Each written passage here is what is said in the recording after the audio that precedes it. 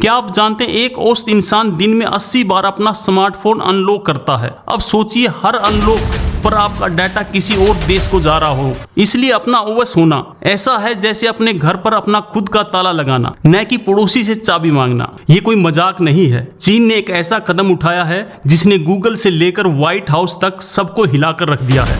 एक ऐसी डिजिटल भूकंप आया है जिसका असर आपके और मेरे फोन पर पड़ सकता है। सवाल ये कि आखिर चीन ने ऐसा क्यों किया, वो कौन सा राज जानते हैं जो हमसे छिपाया जा रहा है। चौंकाने वाली बात यह दोस्तों कि आपका फोन असल में आपकी ही नहीं, एंड्रॉइड भले ही ओपन सोर्स हो, लेकिन इसकी लगाम अमेरिकी कंपनी गूगल के हाथ में है। चीन ने बस ये फैसला किया है कि अब उसके देश की लगाम किसी विदेशी के हाथ में नहीं होगी। ये सिर्फ एक ऑपरेटिंग सिस्टम का बैन नहीं, ये डिजिटल आजादी का ऐलान है।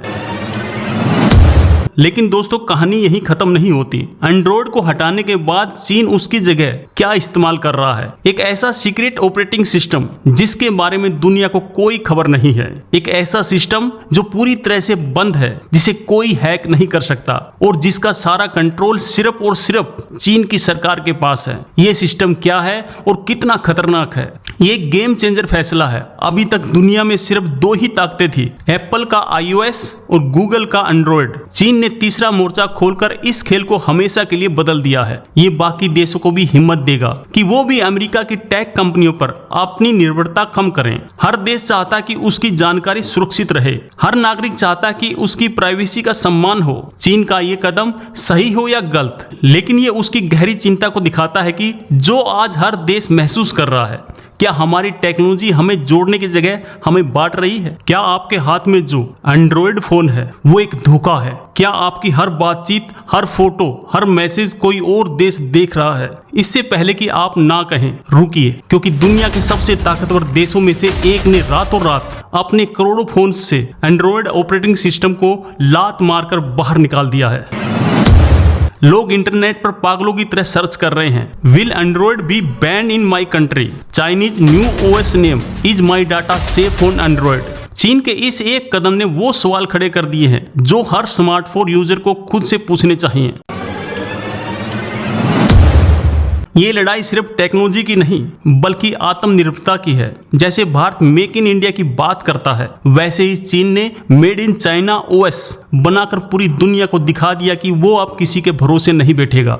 ये एक देश का अपने डिजिटल भविष्य को अपने हाथों में लेने का इमोशनल पल है। जरा सोचिए, जिस एंड्रॉइड के साथ हम सुबह उठते हैं, दोस्तों से जुड़ते हैं, अपनी जिंदगी की सबसे खूबसूरत यादें सहेजते हैं, क्या होगा अगर वही हमारी सबसे बड़ी कमजोरी बन जाए? क्या होगा अगर हमारी देशभक्ति और हमारी निजी जानकारी किसी और देश के सर्वर पे कैद हो? चीन को शायद इसी बात का डर सता रहा था। अब आता है सबसे बड़ा सवाल, जिसका जवाब हर भारतीय जानना चाहता है। चीन ने तो अपना रास्ता चुन लिया, पर भारत का क्या? हमारा देश जो दुनिया का सबसे बड़ा डिजिटल आबादी में से एक है, क्या हम हमेशा दूसरों की टेक्नोलॉजी पर निर्भर रहेंगे? क्या मेक इन इंडिया का सपना सिर्फ हार्डवेयर तक ही सीमित रहेगा? Future of Android, alternative to Android, how to secure my phone, ये वो सवाल हैं जो इस खबर के बाद ट्रेंड कर रहे हैं। इस बदलते हुए युग में जानकारी ही सबसे बड़ी ताकत है और हम आपको हमेशा ऐसी जानकारी देते रहेंगे। ये सिर्फ एक खबर नहीं, ये एक चेतावनी है, एक पुकार है अपने देश की टेक्नोलॉजी को मजबूत बनाने की। ये लड़ाई सिर्फ सरकार की नहीं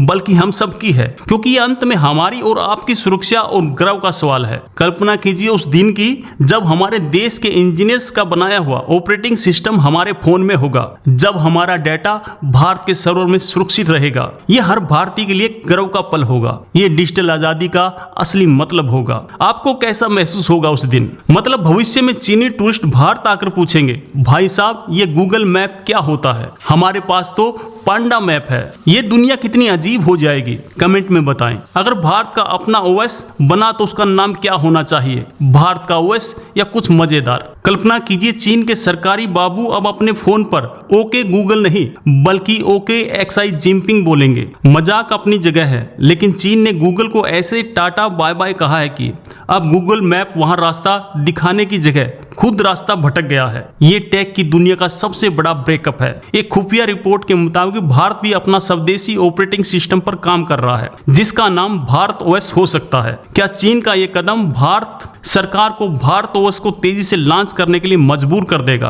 क्या जल्द ही हमारे फोन में भी मेड इन इंडिया ओएस होगा? सच तो यह है कि अगर भारत ने जल्द ही ऐसा कदम नहीं उठाया तो हम इस डिजिटल रेस में बहुत ज्यादा पीछे रह जाएंगे। हम सिर्फ एक बाजार बनकर रह जाएंगे जहां विदेशी कंपनियां आती हैं, पैसा कमाती हैं और हमारा डाटा लेकर चली जाती हैं। जागने का समय अब आ गया है। तो क्या अब चीन के लोग गूगल प्ले स्टोर की जगह ग्रेट वॉल ऑफ स्टोर ऐसे ऐप डाउनलोड करेंगे? और क्या वहां के फोन में टॉर्च जलाने पर ड्रैगन की आग निकलेगी? खैर ये तो मजाक है, लेकिन ये सच है कि अब वहां कोई भी अमेरिकी ऐप या सर्विस सरकारी डिवाइस पर नहीं चलेगी।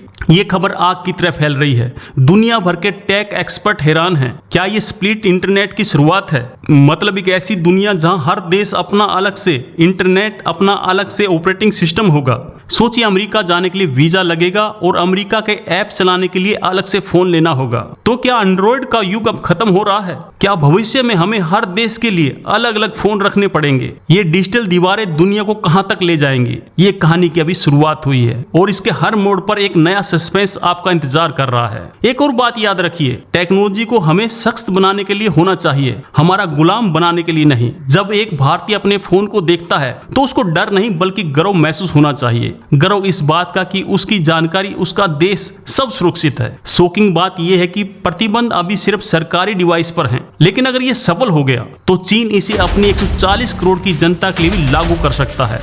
कल्पना कीजिए, दुनिया का सबसे बड़ा स्मार्टफोन बाजार एंड्रॉइड मुक्त हो जाएगा। गूगल को अरबों डॉलर का नुकसान होगा। छिपा हुआ सच ये है कि ये लड़ाई आज शुरू नहीं हुई। अमेरिका ने चीन की कंपनी हुआई पर बैन लगाया था और अब चीन ने एंड्रॉइड पर ही बैन लगाकर उसका बदला लिया है। ये एक जैसे को तैसा वाली स्थिति है। ये डिजिटल कोल्ड वॉर है और हम और आप इसके बीच में फंस गए हैं। और अंत में एक मजेदार बात, अगर भारत का अपना ओएस बना तो उसका डिफॉल्ट रिंगटोन क्या होना चाहिए? सारे जहां से अच्छा या रंग दे बसंती? नीचे कमेंट में जरूर बताएं। बहुत बहुत धन्यवाद।